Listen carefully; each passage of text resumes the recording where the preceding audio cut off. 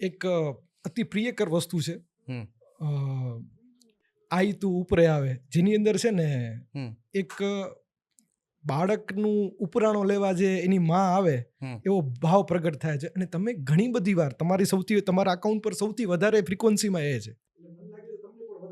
અતિ પ્રિય મારી પ્રાર્થના છે. આપણે ત્યાં ચારણ પરંપરામાં ચરજ ગવાય, ભાવ ગવાય, હોળા ગવાય, એ બધું ગવાય છે.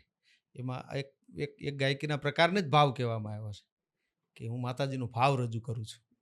એટલે આ ભાવ છે, આવડતું ઉપરે આવે, એ દાદુ બાપુનો લખેલો ભાવ છે. અને જેમ તમે કીધું કે જો માં છે એ તો માં છે, અને પણ એમાં એવું કીધું છે કે બાળક જ્યારે રાડ પાડે, બાળક જ્યારે હાથ કરે, ક્યારેક જ્યારે એને કોઈ મુશ્કેલી પડી હોય, કોઈક એને હેરાન કર્યું હોય, અને હે માં એમ કરી જે બાળક હાથ કરે, અને બાળકનો હાથ એટલે એની રાવ સાંભળી અને માં એનું ઉપરાણું લેવા જે જાતી હોય ને, ત્યારે એ માં જોવા જેવી હોય. ત્યારે પછી એને કોઈ ન રોકી શકે.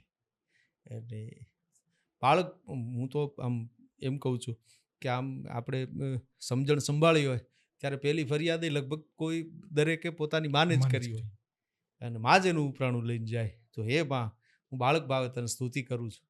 મુશ્કેલીમાં છું, નાની મોટી મુશ્કેલી જ હોય, તો તું મારું ઉપર લેવા માટે આવે. એ આવડ કે આવડ તું પરે આવે, આવડ તું પરે આવે રે, આઈ તને બાળ બોલાવે રે. માં તારું બાળક તને બોલાવે.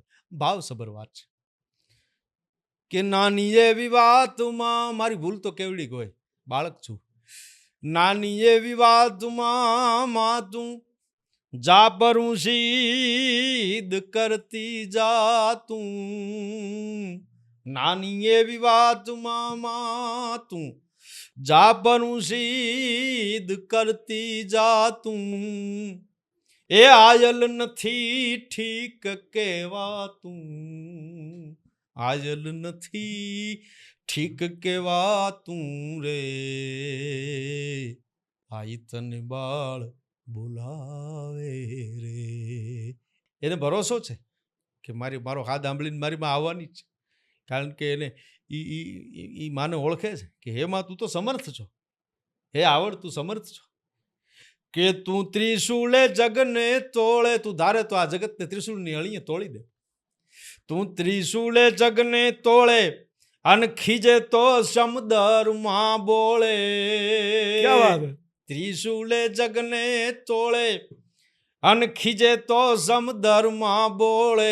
કોઈથી કાંઈ થાય તો કાંઈ ન થાય, પછી રીસા દેવો આંખડી ચોળે, રીસા દેવો આંખડી ચોળે રે, આઈ તને બાળ બોલાવે રે. તો આ સ્તુતિ છે, પ્રાર્થના. મારી તો પ્રાર્થના છે, એટલે હું મારી રોજની બાળપણની આ પ્રાર્થના. હું એક વાત કહું આનામાં, જી, કે મને રાવ લઈને જ આવી હોય ને, તો મને એક વિચાર હશે, જો હું બાપુજી પાસે જઈશ ને પેલા મને પૂછશે તું સાચો છો કે ખોટો. પણ આ સ્તુતિમાં હું એ જોઉં છું કે મને માં જ નહીં પૂછશે નહીં તું સાચો છો કે ખોટો.